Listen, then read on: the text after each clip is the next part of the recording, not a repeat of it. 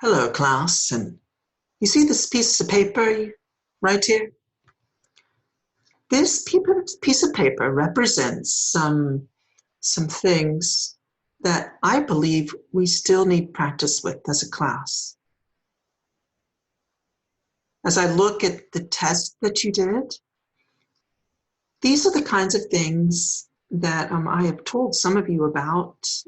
Hey, I've sent maybe a message saying, hey, you know what? I want to make sure you understand that. I know I'm not there and we're not together. However, let's look at these and go over what's on this piece of paper. I wrote out some examples of the types of things that you should know that maybe gave us a little bit of trouble. Now, it may not have given you trouble, but someone in the class it gave trouble to. And some of these, a number of people had the same problems. So let's look at this and make sure for 5th grade and for whatever paper is left for you to do, that you know how to do it. So here's the sentence right here. Can you see that? Now I'm going to tilt this the other way and I want to see if we'll still be able to see it. Maybe we'll be able to see it better. I don't know if that's going to work on your screen. But anyway, hopefully you can see all right. Okay? Now, there's a sentence here that says, driving home, one of the tires busted, burst. Driving home, one of the tires busted or burst. What should it be? And did you say burst? If we were supposed to underline the correct one, it would be burst. Burst means to break. Balloon, tire, okay, busted, we do not use the word busted, and several missed that one. So learn that. Use the word burst, to break. Burst means to break. We need to sit here and wait for or wait on him. We need to sit here and wait for or wait on him. Again, that's when we need to learn. We say what? Did you say wait for? You wait for someone. To wait on someone means to serve them. So we went to the restaurant and they waited on us. Or while I was ill, my mother waited on me hand and foot, right? They're serving you, they're helping you. Waiting for just means you're waiting and you're waiting and you're waiting. Understand? You need to move off or off of the bed while I make it. Would you just say off or off of? Off. Get off the bed or off of the bed. You really only have to say off. You don't need to say off of, and some of us miss that. I know we often do say that, and that's probably why you missed it. But off, the word of is redundant. You don't need the word of. You can just say off, get off, right? When my dad gets off work, he's coming home. Or when my dad gets off of work, he gets off work. Off is all you need. Lie or lay down until you feel better. Lie or lay. You lie down is what you should say. Hopefully you got that right. Now let's look at these. Some of these are a double doozy. There's two things we're going to look for. We're going to look for the subject and what verb should be used. Would we say, do John and Jim have enough food? Or would we say, does John and Jim have enough food? Some of us missed this on our test. If there's more than one, we say what? They do. He does. So put the pronoun in there to help you. If there's two of them, could we say they? They do, right? Or do they? But if it's just one, we'd say John does, he does, or John does. Put the pronoun in there, and that should help you get it right. Put the pronoun. What pronoun would be for two people? We'd say they, wouldn't we? Wouldn't that make sense? Do they? We wouldn't say does they, would we? Or does he, if it was just one? All right, what is the subject? Do John and Jim have enough food? Okay. Who do have, right? John. Let's say we're going to underline the subject too. Jim. It's a compound subject. Now you see the word and? Do not underline and as part of the subject. And is a conjunction, a connecting word, isn't it? It's not the subject. So don't go, John and Jim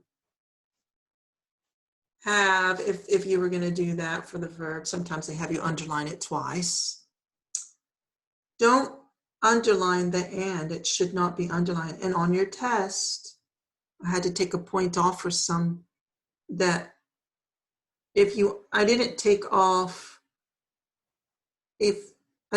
all of your points because you did, if you got the word John or Jim, if that was the kind of sentence it was. But I did still take one off if you underline and, because that isn't the subject. It's a conjunction. So John, Jim, do have would be the verb for that, okay? How about this? The large chair and the end table have been moved. The large chair and the end table have been moved. Let's find the verb. Have been removed. I think I said moved. Removed. Have been removed. Okay, so that's the verb, right?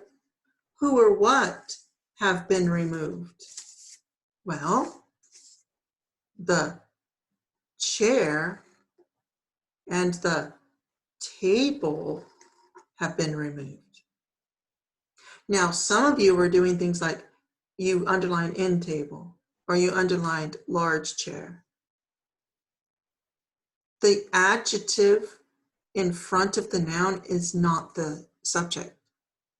Just the noun is the subject. So don't underline large chair, just underline one word, chair. The exception to that would be like Jesus Christ is Lord, right? Jesus and Christ would both, because it's one thing, or Black Mountain, it's all part of the name.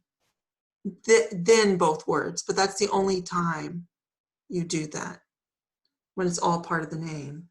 But this isn't the name of something. So chair, table, have, it's a compound subject. Compound subject. So that's what that is. Does that make sense, everyone? Don't underline the adjective. All right. All right, let's go to the next one. The plants along the river grow rapidly. All right, let's look at this. Is it grow or grows? Grow is singular, grows is plural. Is it one thing or more than one thing? Plants along the river. Well, what's growing here? Is it the river that's growing or the plants that's growing? It's the plants that's growing. So the plants grow, not grows. It grows or he grows, right? Or she grows. One, right? But grow is more than one. Remember what we said about the S? Most plurals end with an S, but when you get the verb, it doesn't have an S.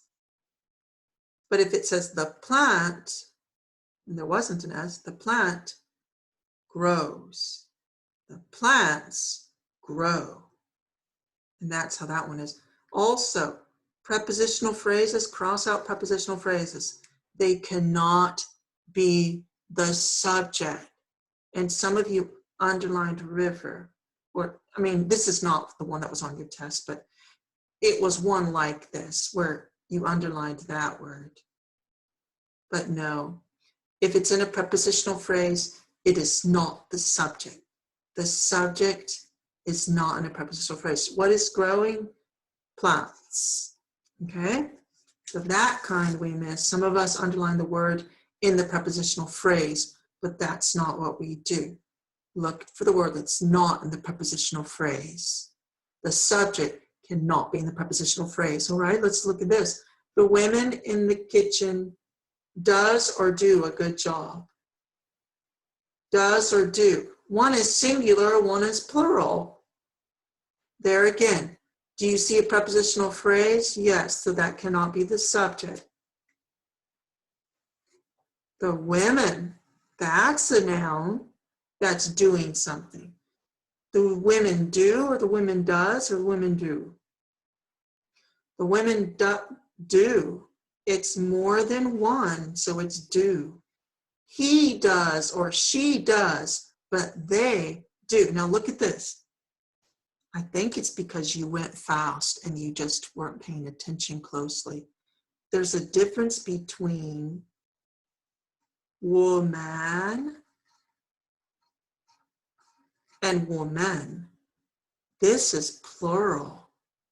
This is singular. So it may be you just read it too fast because one letter makes it singular or plural. And I think maybe that's what it was as to why you got it wrong on your test. So just be really careful.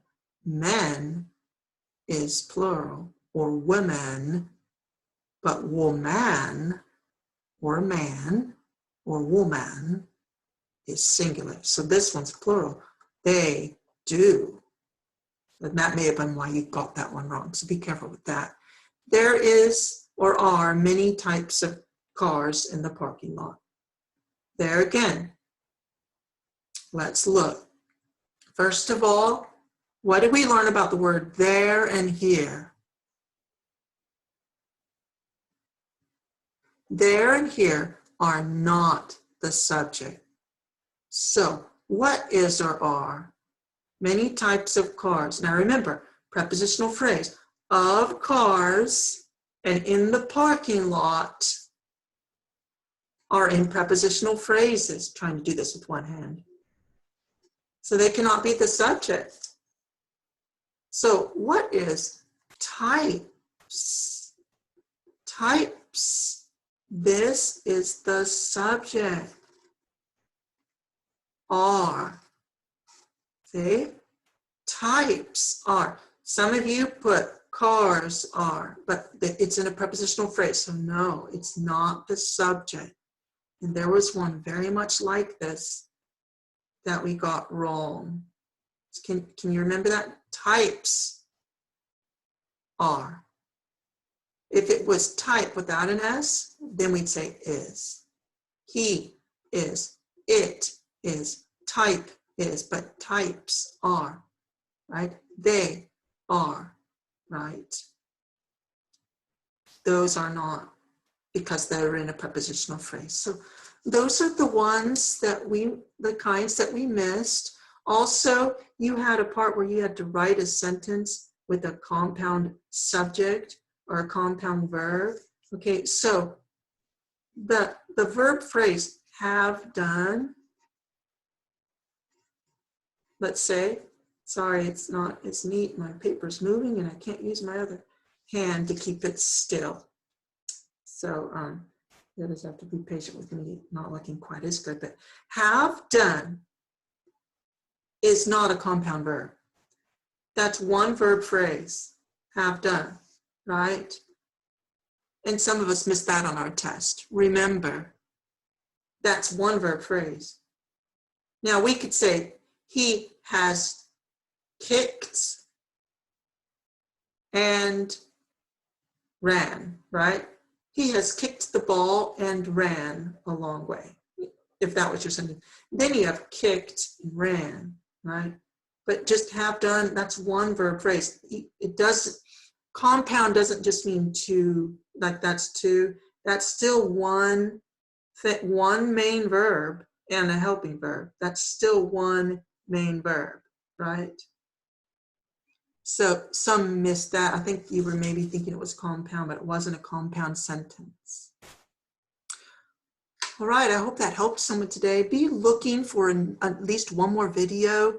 There's going to be a even if you're all done with your work already, if you watch this sooner, there's going to be a farewell video that I'm going to make saying goodbye and also telling you some information about the end of the year and, you know, maybe something about report cards or that kind of thing. So be looking for that video in the next day or so.